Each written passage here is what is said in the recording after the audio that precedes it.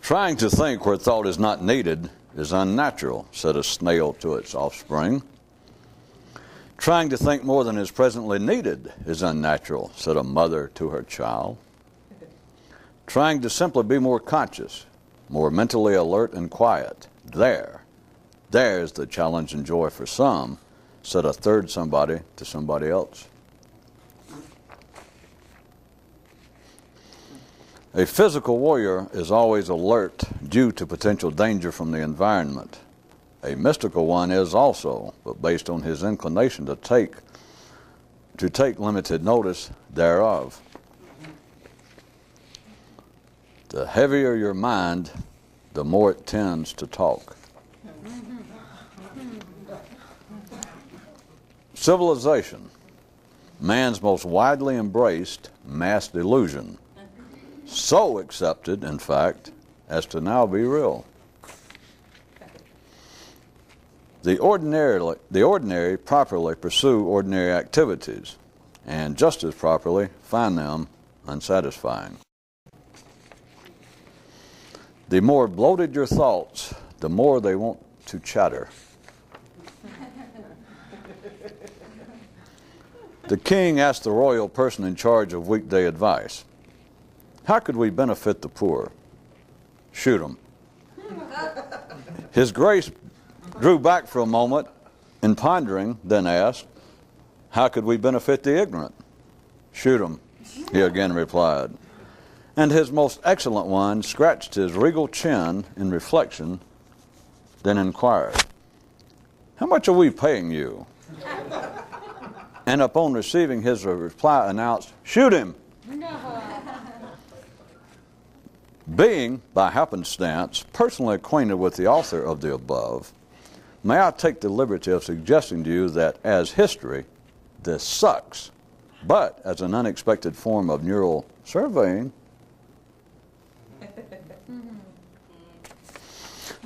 a certain kid sang as he ran, "The experience of ignition is worth the contrition." And an even smaller nipper he carried around under his cap responded, "It has nothing to do with regret." Backstage, two models were talking. Just because life's busy doesn't mean that you have to be. And just as the other one was going to reply and ask if she meant this mentally, the head designer walked up and shooshed them, saying, "Remember, girls, to be busy is to be fashionable." Which constructively put an end to the conversation in that, from that, the minds of everyone involved took to fragmented, jerky flight. No, I won't repeat it. The more stunned your focus, the more likely you are to comment.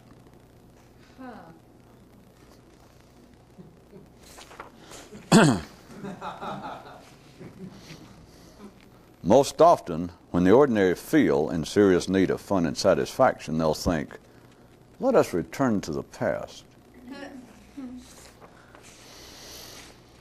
Civilization is composed of two parts, the weight of life and the squishiness of man. During an afternoon crochet game, the king paused in mid-stroke and said to the royal philosopher, "Amidst all his many singular attributes, might not man's greatest prove to be his squishiness?" And as if to underline the point, just then an eagle flew into one of the palace's sliding glass doors. A shark in a nearby lake mistook an abandoned car battery for a souffle. And the local doomsayer and social commentator momentarily realized that he hadn't the slightest idea what he was talking about.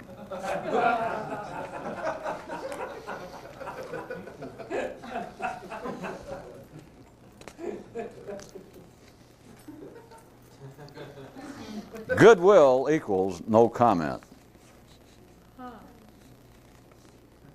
Definition: humility and self-pity, a child's version of goodwill. A certain man once saved a genie's bacon, and in return the spirit offered him his choice of either becoming more conscious or having an extraordinary way with words. So the man thought about it for a couple of minutes, then asked the magical one, "Can you tell me how long I'm scheduled to stay alive here?" Once upon a time, a man constructed for himself a mystical doll, and due to its height and acidity, named it Short and Sweet. Being, through an act of serendipity, a close personal friend of the source of these just told tales, I do not feel uncomfortable by injecting herein a little something of my own, to wit, to suggest to you that within the above noisemakers actually resides a secret schematic of man's mental system and the apparent edge of their operational boundaries. A hint. A person of extended abilities in a universe of expanded dimensions can fold a sheet of paper in more ways than is possible.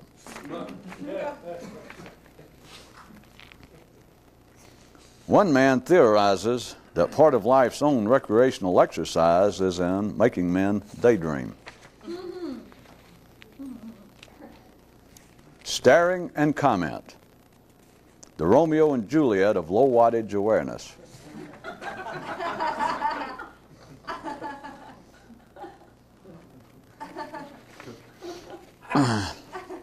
One guy thought, what I want to know is how actors keep a straight face while playing a role when I can't hardly do it just being me. The running commentary men mentally make regarding their life serves in part to help make up for its less than satisfying nature. While often those of routine consciousness will pretend to be otherwise, only one of such can profitably play the role in reverse.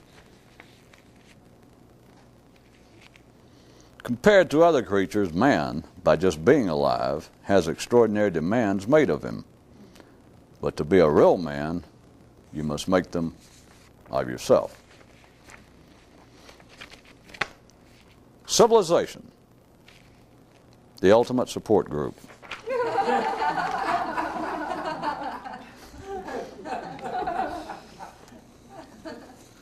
Yet another curious aspect of mystical history clearly explained.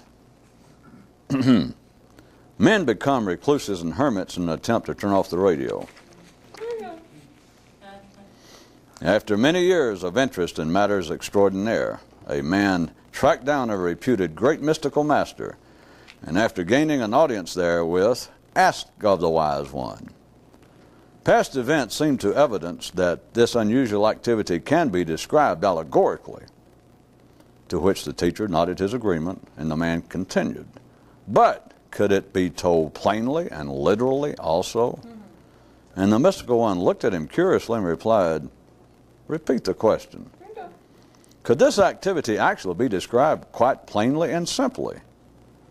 And the secret one responded, what do you want to do, spoil it for everybody? And the man was momentarily mentally aroused whilst yet physically in the midst of a dream and a daze. While the ordinary continue to feel that the lives they live are in some way unnatural, those given over to the expanded possibilities of man have gone far past that, on to seeking a whole new level of naturalness. One man said to the futuristic potential of his mind, my hormones told me to call you, but my neurons told me to call you, but my hormones said, what the hell is all this? Moral, mystics don't converse with the past. One man thought, being alive is just one big comment. And his consciousness responded, yeah, the way you do it. Then another different type of guy thought, being alive is just one big dialogue. And in him, nothing countered. And finally, a fragment from a forgotten scripture. Everyone wants to grow. Everyone wants to be a better person. Everyone wants to experience the enlightenment. Everyone wants to shut up. Sorry, that was all.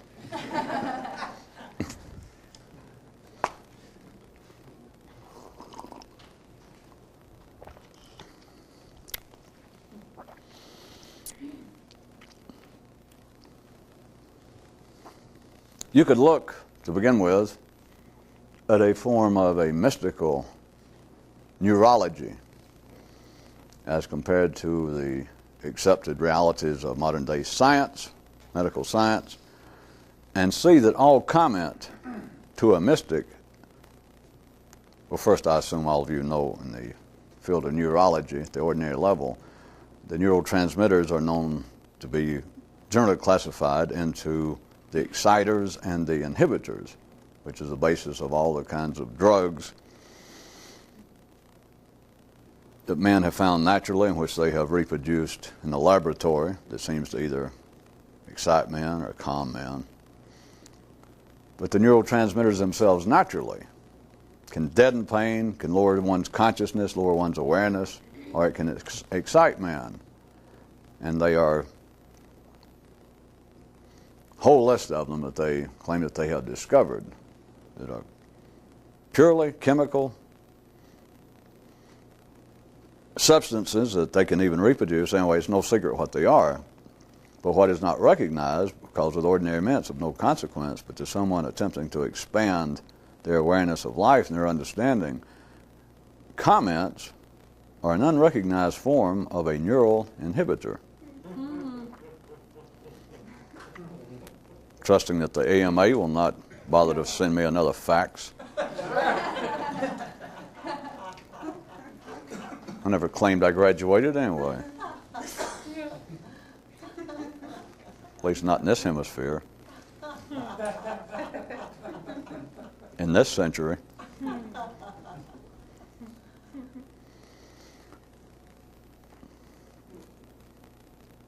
Seen everyday life. Someone is asked by an out-of-towner, how do you get to such and such well-known monument in their city? And the person doesn't really know. And later, the out-of-towner says, by the way, I was coming over to visit you, and it was right down the street. I just found out we were going to come over to see you, and we found out you just live at such and such place, and right before we turn off, there's this huge sign pointing out, Mount Rushmore this way. And the person, the next time they drive by there, look up, and they go by there twice a day, and they realize it does say Mount Rushmore, Boardwalk, Santa Monica Pier, Ruby Falls, this way. Now this has happened to everybody. And you just realize, and they will admit, well, I'll be damned, I drive past all the time, and surely I've seen it.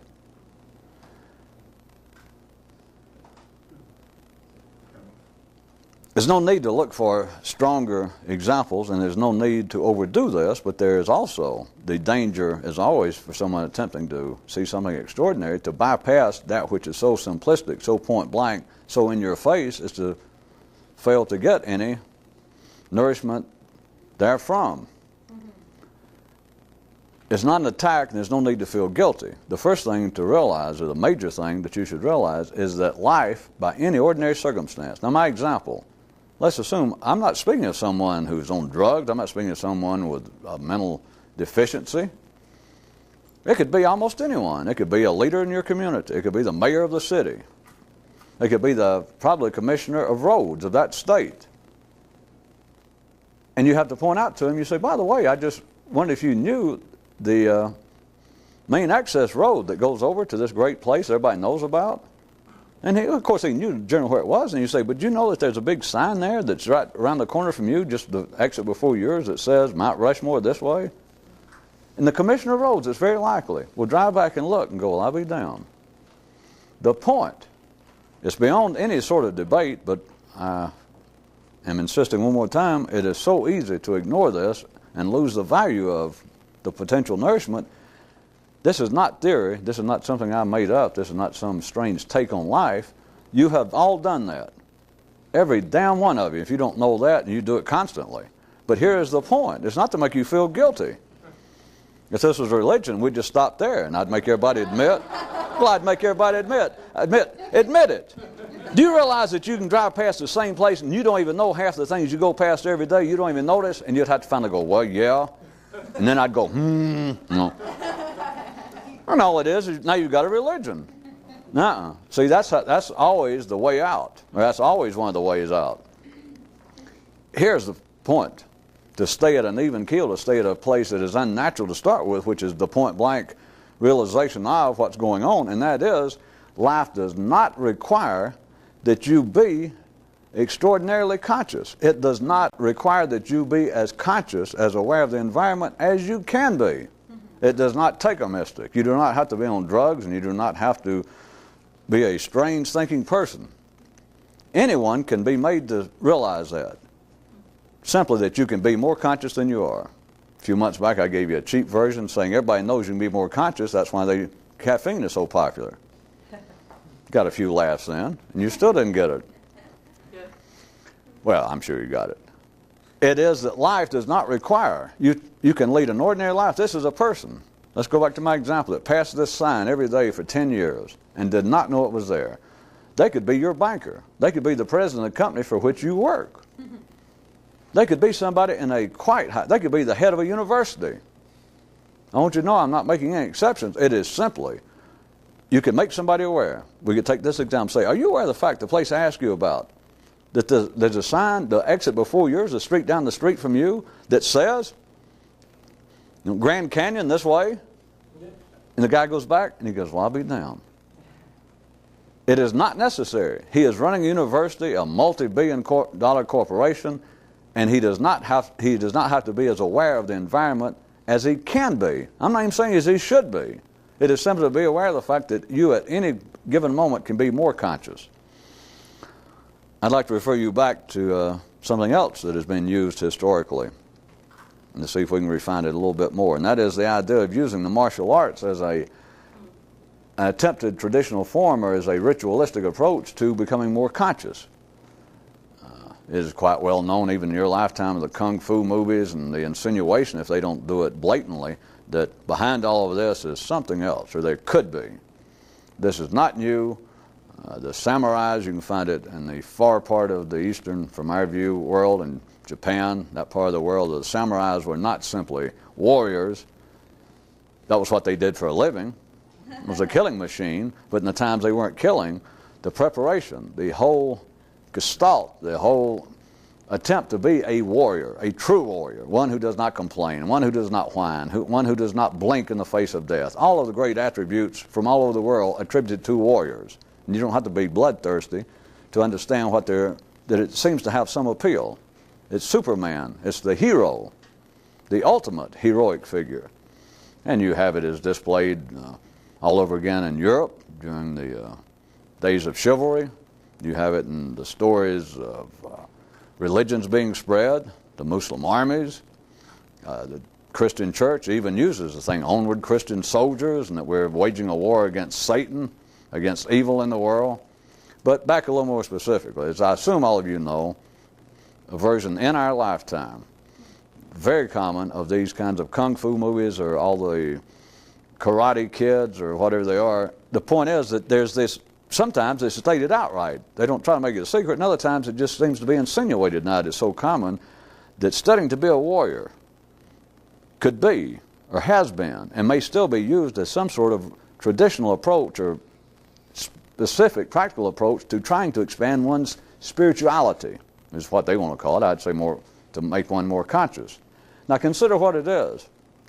Amongst everything else they can do of saying, well, it's to teach someone not to fear death, to teach someone to be brave, to teach someone to endure hardships. They can say all of that, but I'm going to tell you what it amounts to.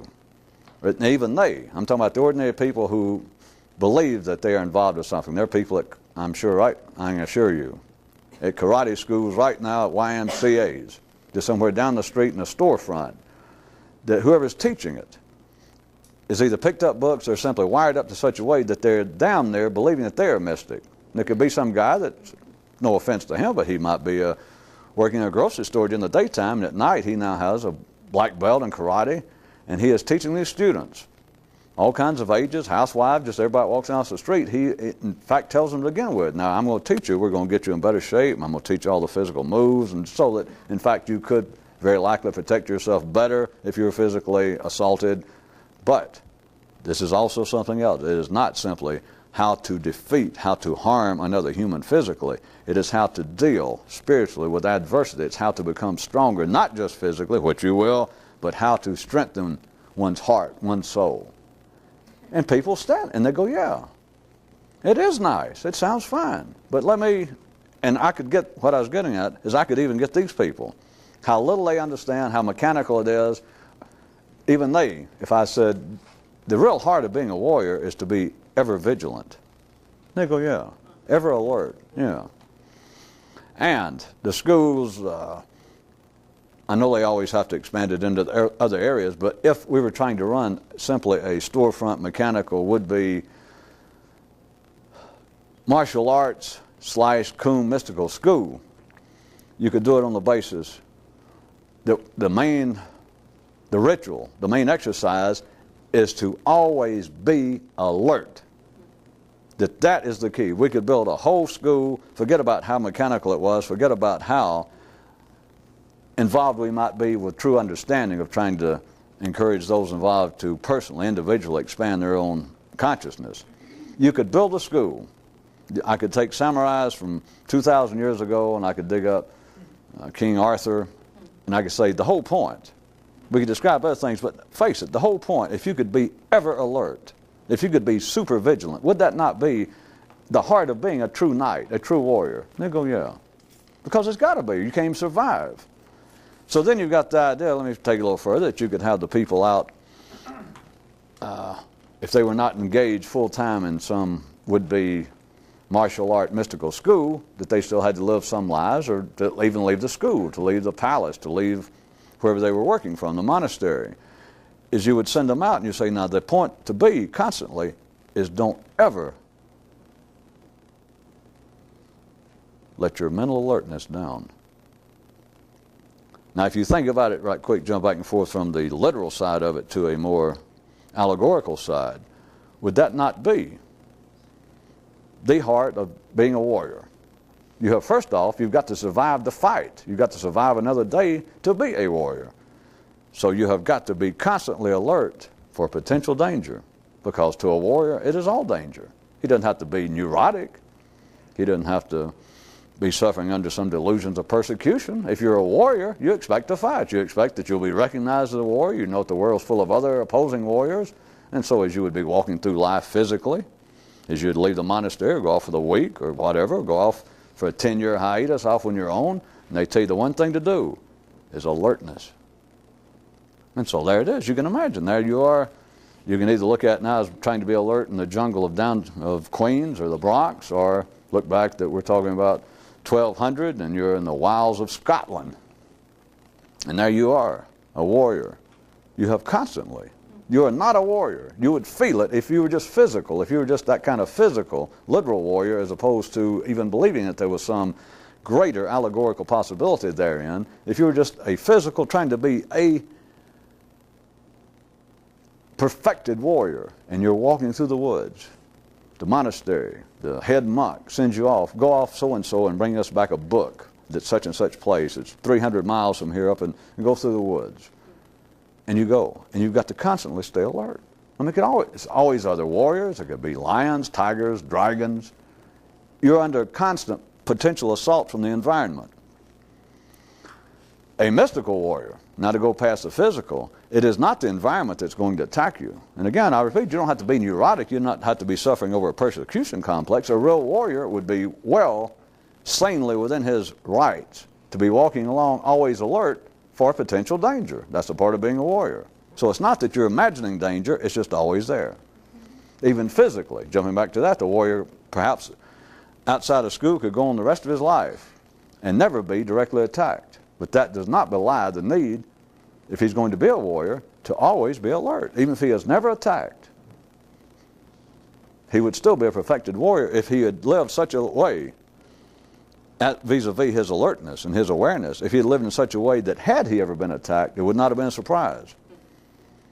He could certainly be overwhelmed by superior force, by a larger beast, by a larger warrior, better armed warrior, but he would at least die a perfected warrior, a true warrior, if his death, if the attack, the assault that dispatched him was not a surprise, that he was not simply walking along in a daze, and some knight came up behind him half his size with a pea shooter, just hit him in the head and killed him. That you just walking along like an ordinary person worried about the mortgage. Nah, you understand, a warrior, that's the whole thing. The warrior, you're supposed to be alert. And I know these kung fu movies and that sort of thing, it's supposed to show that a man. All right, now back to some of the things I've tried to mention in the past. I've given you my own little made-up pictures and point out that ordinary consciousness, mental awareness, the way it normally works is like a flashlight, which is you can drive home past that sign, past all sorts of things, and it's not an attack. You can drive back and forth from your home to work 30 years, 40 years, and in a sense all you've got to see is quite limited vision, awareness, like a flashlight, just right ahead of you. And then you hear a noise over here in the other lane, squealing of brakes. You've got to turn around here and make sure the car's not about to hit you here, and then you hear a squealing back here and you look, and then it's behind you, you look in the mirror. Ordinary awareness is just like a flashlight. You just have to see it. It's not an attack. There's nothing amiss because you can live like that. Life does not tell you to live otherwise. Whereas there is a way I've tried to describe of being more conscious of possibility, never staring. And I described it vis-a-vis my flashlight vision or consciousness as like a lighthouse. It is just constantly scanning, which is what they would be teaching a warrior, at least in a physical sense, if not more, is that's one of the things they would tell him when you're out in the woods, when you're in life. You cannot stare. Any decent school of warriors, that would have to be one of the rules that they'd have over the door, besides don't piss in the sink, would be don't stare. Staring equals death. Staring equals stupidity. Staring, you might as well turn in your warrior card. Because if you're going to stare, you're finally going to get it. You're finally going to be defeated. You cannot stare. You have got to stay. I'll do it physically. I've done it before, but this would be a warrior if you're going through the woods. You would have to be like this constantly. Not because you're psychotic, not because you believe that, oh, they're after me. It is simply that there's continual potential danger. Being a warrior, I know it because I could attack someone else. I could be a danger. At any rate, there is potential danger consistently from out there, physically. Now, back to the mystical side. You need to stay the same way because, in a mystical sense, the danger is not from the environment. That's the easy way out. That's what ordinary people would say. That's the belief in Satan and evil and bad spirits. That is, well, yeah, I'm not as a perfected warrior. I'm not as conscious. I'm not as decent as I could be. But, hell, it ain't my fault. It's Adam and Eve's fault if you want to really try to shave it down. It's somebody's fault. I'm being oppressed by potential evil out here. That's easy. I mean, if you do that, you've got the excuse again, because you can go back to guilt or you can go back to shifting the blame somewhere else. But a mystical warrior, it is not, he is alert not because of the continual potential danger from the environment. Nay, it is from the continual potential limited awareness he has thereof. That is of staring. Mm-hmm. The environment's not going to kill a mystical knight. Well, sure it is, but it's going to kill everybody. So what? Mm-hmm. We know that. It is not the environment that is the danger to a mystical knight. It is his perception of it. Mm-hmm. I thought you said his limited perception. Wanted to see if you were listening. Mm-hmm. Internally, there's nothing wrong with doing it externally. But at least internally, you have got to cease staring. It is not, to be precise, I will not tell you that that is the experience of enlightenment, but I can tell you this, with the experience, you don't stare. Mm-hmm. You do not stare. Mm-hmm. When you start staring, it's when you want to try and get hold of me and say, I'm beginning to stare. So I put it to you another way a few nights ago. Mm-hmm. You just say, I'm losing it, I'm losing it. Mm-hmm. And then I say, well, if there's anything I can tell you right quick is don't be hostile. Now I'll do it another way. Don't stare. Of course, any one of you that's really sharp, you might go, wait a minute, that means that they're either connected or The same thing? Well, you have to stare to be hostile. Put it to you another way. A good warrior, I'll go back to the physical side of a really good warrior. A good warrior cannot take what he does personally. The stories all over the world are full.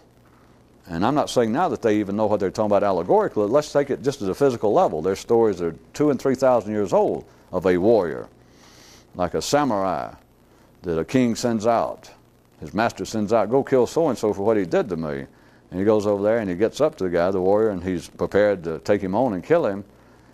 And perhaps they start fighting, I think one of the stories, and he breaks the other guy's sword. And the other guy just, he realizes, well, I'm about to get it, and he spits in his face. And it makes the warrior mad. He puts his sword back in and walks off. Because he was not going to engage, he was not going to kill that man because he got personally mad at him. That's not being a warrior. So he went off. It didn't tell you the rest of the story. I'll tell you the rest. Well, I assume you fit in. He put in his sword, sheathed the sword, and walked off. Of course, the story is he went off and calmed down. I don't know, took a few hours or something, then came back and killed him. But he, well, I want you to understand, but he would not do it at the time. He would not do it at the time. Why? Because the other guy got him to stare at him, if you want to put it that way. Now, if you want to look at it mystically, he weakened. He fell off the level of being a warrior, and he stared. Of course, you could blame it on the other guy. That there you are, you're a trained warrior, out carrying out your master's directions, and suddenly this guy goes, warriors don't do that. And you think, well, you son of...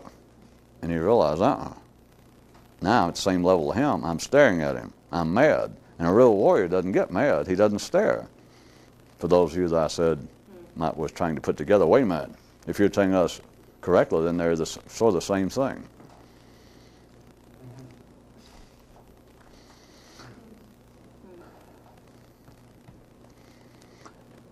All staring is based on comment, or all comment requires staring. I have given you my version, the up-to-date 1994 version, verbal explanation of, or description of the ignition of the brain at a higher level, at a level now presently unused. The enlightening experience that it is consciousness without comment. It is consciousness also without staring, but consciousness without comment was my personal favorite version of it momentarily. But consider what it is if you did not stare and you did not comment. Let's jump back to the public version of all mysticism, of all real warrior approaches to life, which is religion. Let's just take in it. Christianity is probably the best known to you people, most commonly known. Look at all the many dreams, all religions, but I'm just using this for a second.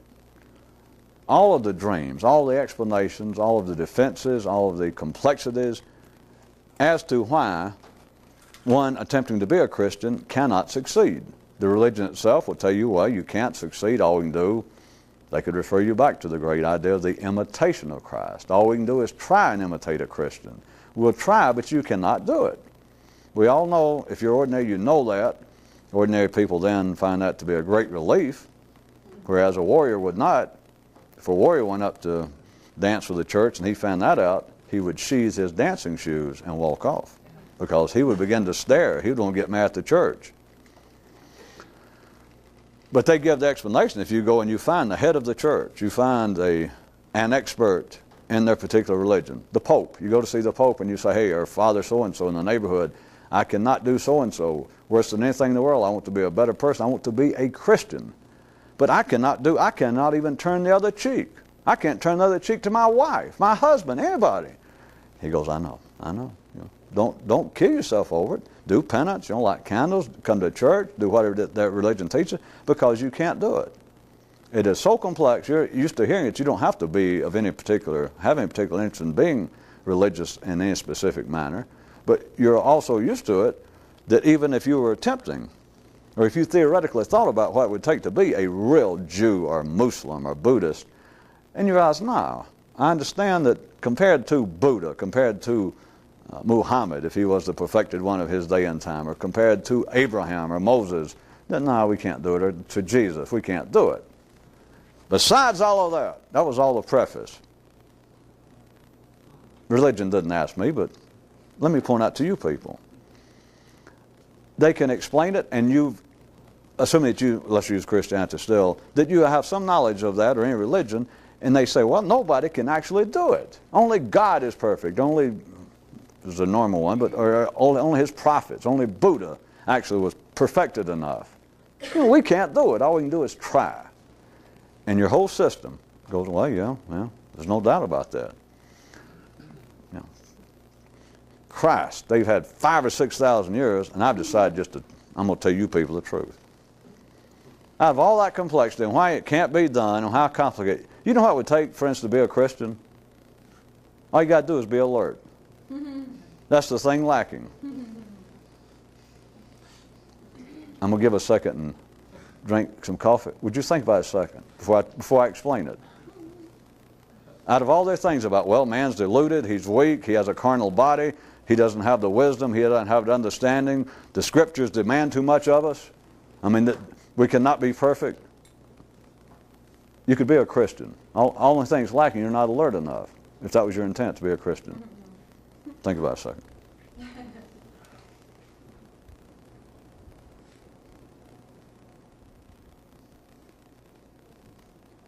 It's all it would take. If your intent was to be a Christian, I want to be a Christian, the Pope himself would say, well, now nobody can actually do that. Like no one can actually live by the Ten Commandments. But no one can actually be a Christian. Nobody can be a Buddhist. You cannot live the Eightfold Path. I mean, you can try, you get a little closer, and then you fall back. But there are reasons. The normal reasons is we're human. We're fallible. And everybody goes, yeah. But notice even ordinary people of some so-called intelligence do not ever get around the fact of, wait a minute, if men made this up, how come men can't do it? Of course, then ordinary people say, well, yeah, but men didn't make this up. This came from somewhere else. All it would take to be a Christian is to be more alert. If your intent was to be a Christian, that's the only thing lacking. There is nothing else lacking. I'm going ahead now and take a sip, and you got another second. Well, I was just hoping some of it would hit you like me. It's the only thing lacking. And I'm not just using Christianity. Don't get hung on that. It could be anything. The only thing keeping the most sincere would-be Buddhist in the world from being a Buddhist. I don't mean in quotation marks. Being enlightened, but being a Buddhist. One thing. He's not alert enough. You know, screw all the rest of this about weakness and carnal body and some kind of sin or the gods, smile on some and don't on others. All it takes, all you got to do is be more alert. That's it. If you were alert enough and wanted to be a Christian, you'd be a Christian.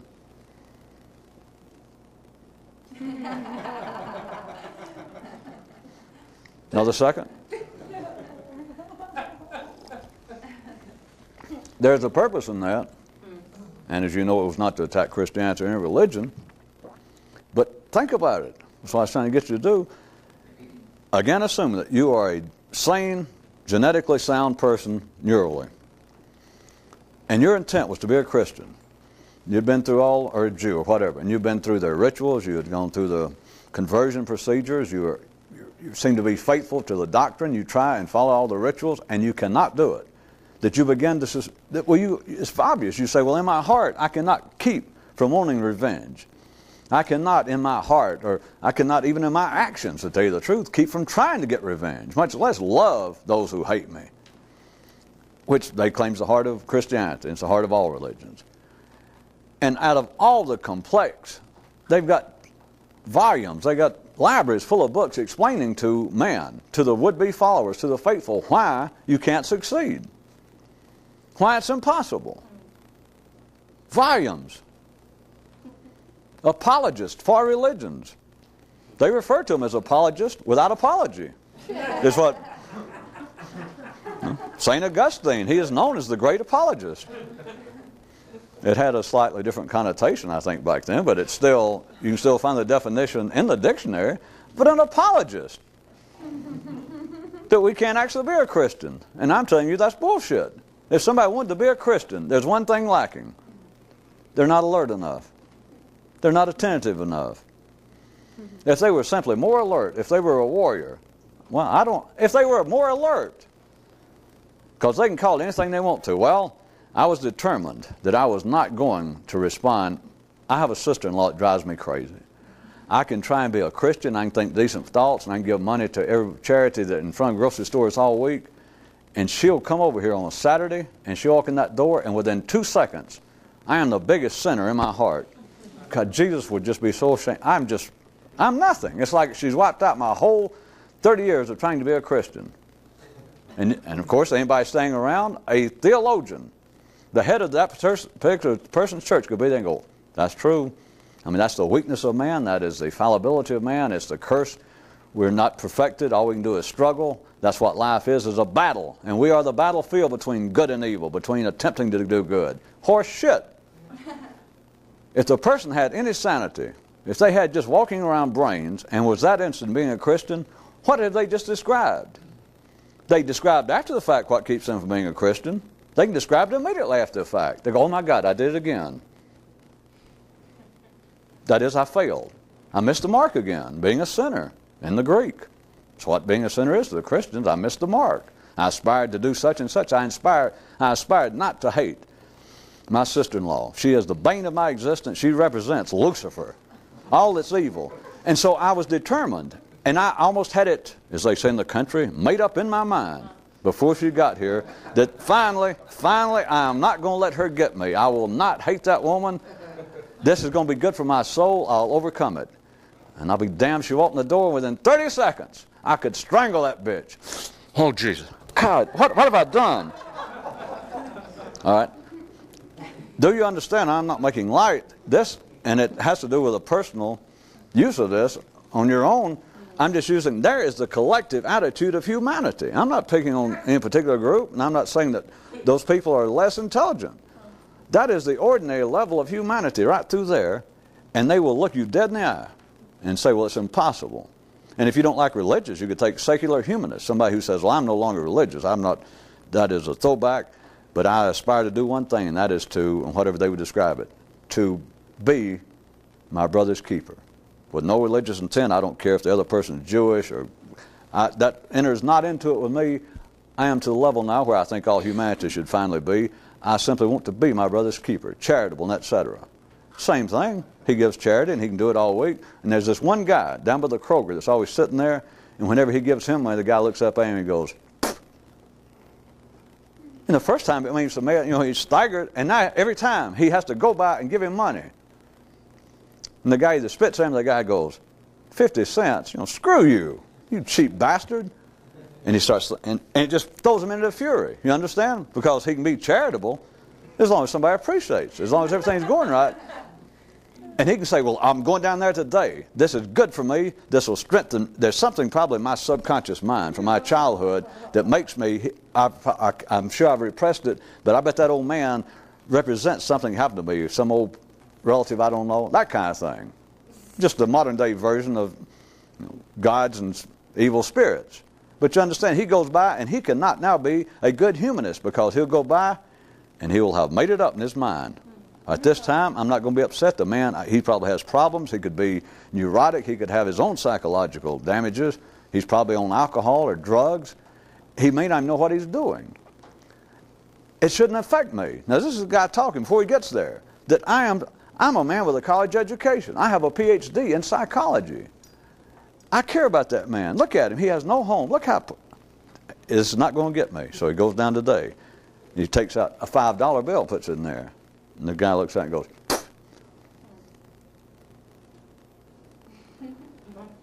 And he gets mad again. Do you understand what he has taken? The only thing lacking to be a good Christian, to be a good charitable, humane person? Don't get dragged down all that other crap that the collective believes. They see life as one great barnyard that no matter where you step, you're going to step in shit and they'll get you. All you got to do is be alert. There's not shit everywhere. All you got to do is step around it. And you determine, all right, I'm going to step around it. And then suddenly it walks in the door. And the shit in this case is your sister-in-law. Or another guy's case, the shit's this old guy sitting there by the Kroger store that always spits at you no matter what you give him in his cup. Yeah, it's real deep. I mean, it's real psychological problems, or in the religious sense, a great historical background of the struggle between good and evil and how it's played out in us, and the weakness, and maybe a man is just not meant. He doesn't have the psychological or the spiritual construct to support in a successful way this battle between good and evil. Yeah. All you got to do is be alert. Anybody that doesn't see that's an idiot. I'm not speaking now to Christians and religious people. I'm telling you. I'm doing that for a dramatic effect. A person could be religious. A person could be a Christian. Forget it. Forget all this dying and going to heaven. Forget having to struggle. Forget having to go into a monastery. Forget having to do all the rituals. It takes one thing. Be alert. That is, if it's your decision to be a Christian. And you ask any Christian, a dedicated Christian, all right, what would it take? And they tell you. And you say, okay, that's it. Or a Jew that live by the Ten Commandments, or a Buddhist live, and they go, all right, that's it. You say, you tell me. And they say, that's it. And you say, you can't do it. Oh, no, none of us can do it. And you say, all right, do you want to do it? And they go, well, sure I want to do it. I think about it every day. Well, quit thinking about it. Be alert and don't do it. No. Boy, wouldn't that go over? Wouldn't that? I mean, we could just take over the Christian church with that. I just suddenly push the Pope out of the way, gain access somewhere in the Vatican. I say, wait a minute, all you people, don't listen to this stuff. You can't be a Christian. All you got to do is be alert, damn it. And then they all go, we never thought of that. Yeah, right. Because you're not supposed to. But I want you to see how plain it is, not just worrying about, or if you thought it was just simply the matter that you drive past a sign saying Grand Canyon this way, and you never noticed it until somebody asked you. It's not that. It's that life does not require it once you get past areas that the ordinary considers to be far, to say the least, far removed from that, into the area of the metaphysical, the spiritual. That is, anybody can ignore the fact, well, you can drive past a sign and not realize that, my God, there's so much going on in the world, you can't see everything, right? What's important in the world? Obviously not knowing where the Grand Canyon or where a street sign is, nah. What's important to you? Well, being a Christian, being a Jew, or being a good human. Oh, good. How you doing with that? Well, none of us are perfect. Well, what do you mean by perfect? I mean, what would you call perfect? And let's say that they go back and say, well, I guess to be a real Christian, or to be of the Buddhahood, to be able to understand, to do what Buddha did. That's what you call perfect. I'm asking them. I'll take their word for it. And they go, yes. And I said, well, and how are you coming along? Oh, well, nobody can do that. Well, why?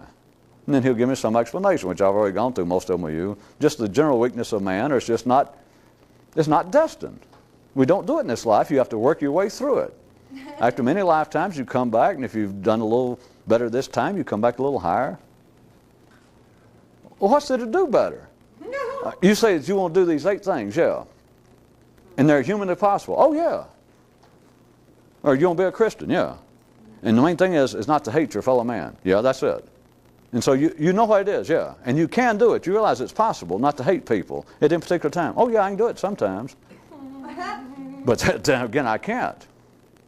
And what's lacking? And then they go off into this great, cosmic, vague, vacuous explanation about why it can't be done. You know why it can't be done? They're not alert. If you want to bad enough, you'd do it.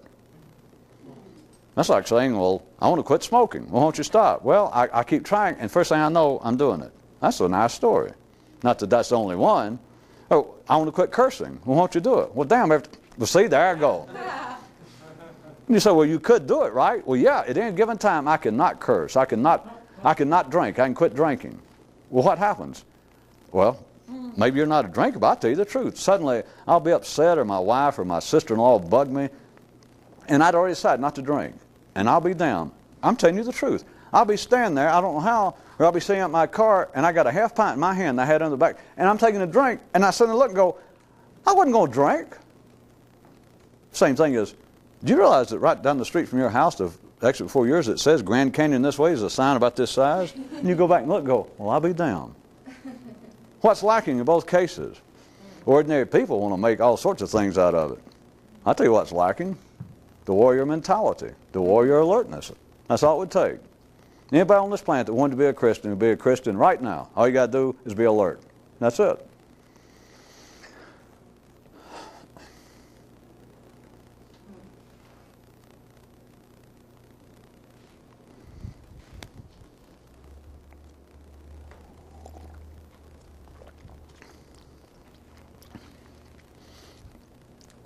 as long as I got religion here by the hand, it is certainly easy, and I don't mean you people, but it's been certainly easy throughout history, and still is, for those interested in such as this to take a quite, if not negative, a quite dismissal view of religion. That, well, boy, you know, they missed it, or they had a chance, or it's really people of limited intellectual wherewithal that would attempt to be religious. And you could make that kind of case, which is nothing new, like believing in spirits or believing in ghosts. It's all based upon, from one person's view, from the ordinary people's view, that they can dismiss it. But I wanted to point out something a little to leave on a, how about a surprising note. Now, if it's not, ask for your money back at the box office. How easy it is to, at any rate, look very lightly at religion, about how far removed it is from it. But how about this, that religion is to real mysticism as professional wrestling is to professional baseball. Any professional football, the NFL, the NBA. Would you like to explain that? Okay. I'm assuming besides professional sports that you people know that have the facade of being some sort of meritorious, structured, judicially run, decorous effort, that professional wrestling is totally dismissed by the former crowd as a facade. They want to sneer. They still do it.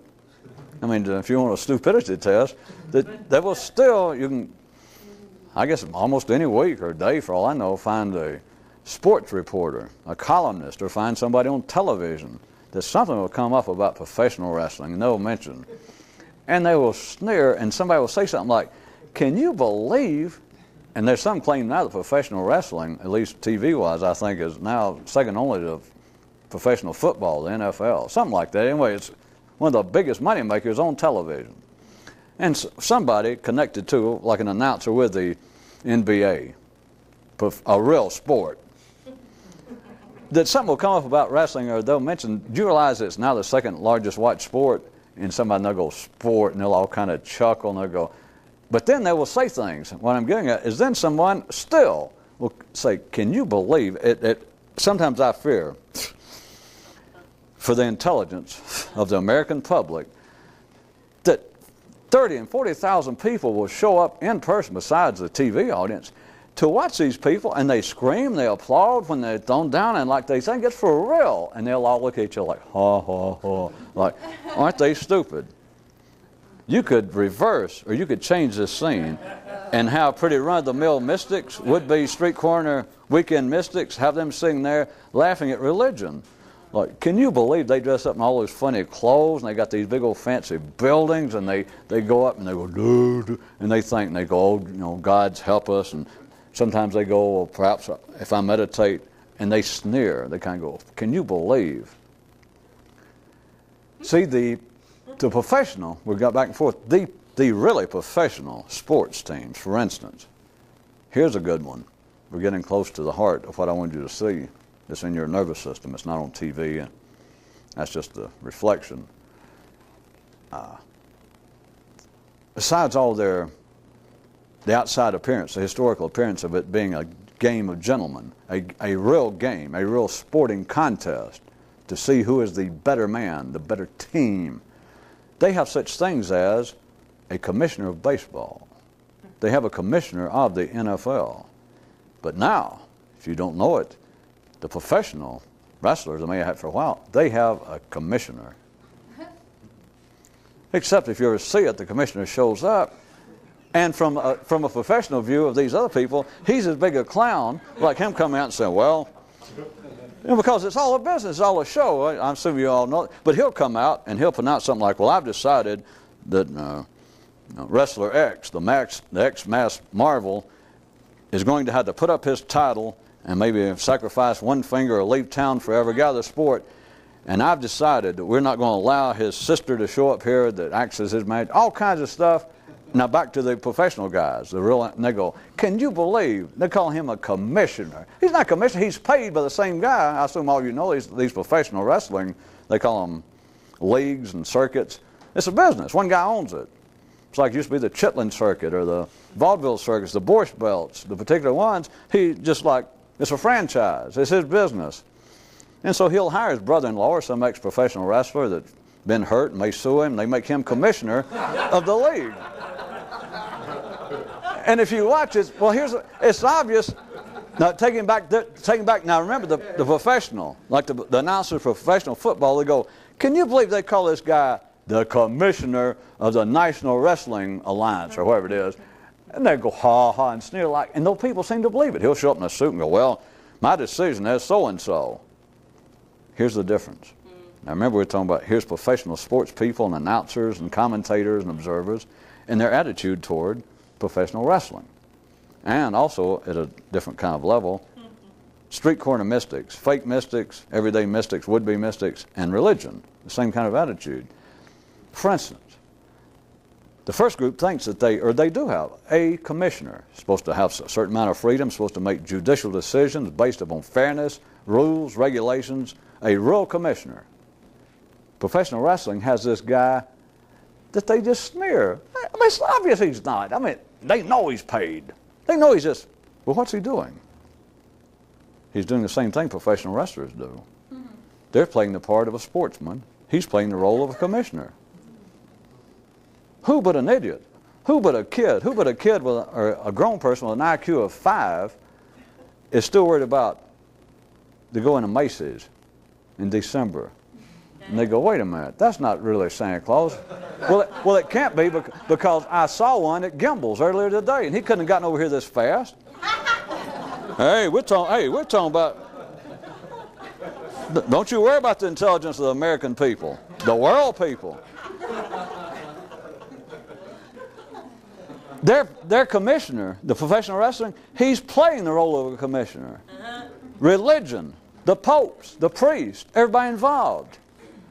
You're making a huge mistake. You're as stupid as the kid laughing or saying, I don't believe in that Santa Claus. They're not mystical, but you've missed the point. They're not intending to be. They're playing the role. The Pope is the pretend commissioner of professional wrestling. Now consider, we got a second level? Now consider your attitude, because we're not talking about religion and sports, as you know. As you think sometimes, well, I'm on the valid track, I'm on the right, I'm really on the right course, and I'm sure many of you, whether you want to stop and think about it, try to dismiss my continuing hectoring you about don't criticize. There's nothing wrong going on, because you still, the way you feel like you're getting it, whereas you compare, well, at least I'm not as stupid as I used to be when I was trying to be a Buddhist or trying to be a Jew or a Christian, or as stupid as my parents or everybody else. Next time you hear your mind doing that, think about what you gave a good hearty laugh tonight about these announcers. Here's these guys, these ex-football players and people paid big money, and they're on NBC. They're in prime time.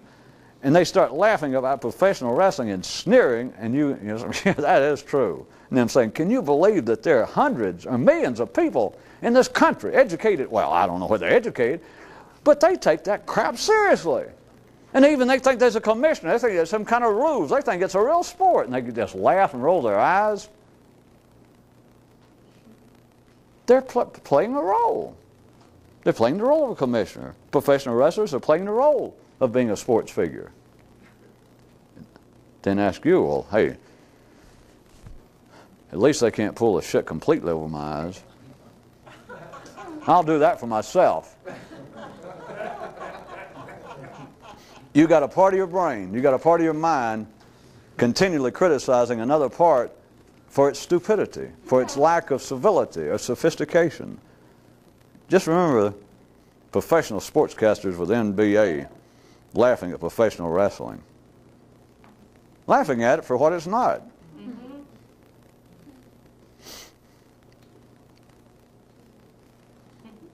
I certainly hope that this in some way doesn't get the church or somebody to start considering making Hulk Hogan the Pope or something. I'm sure it wasn't my intent. I didn't. Didn't mean to get involved with church politics.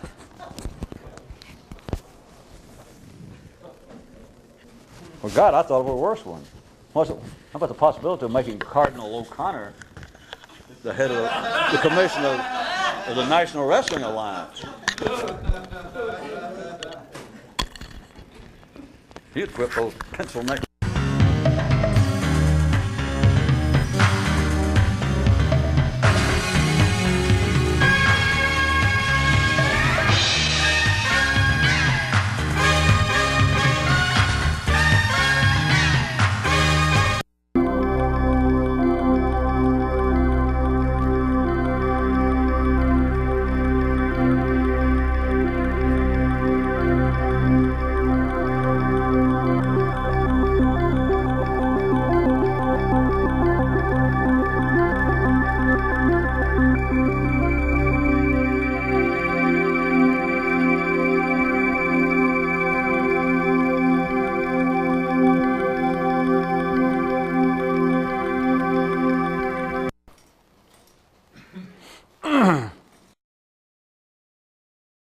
First.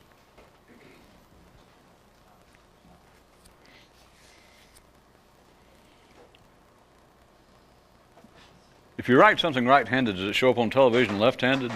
No.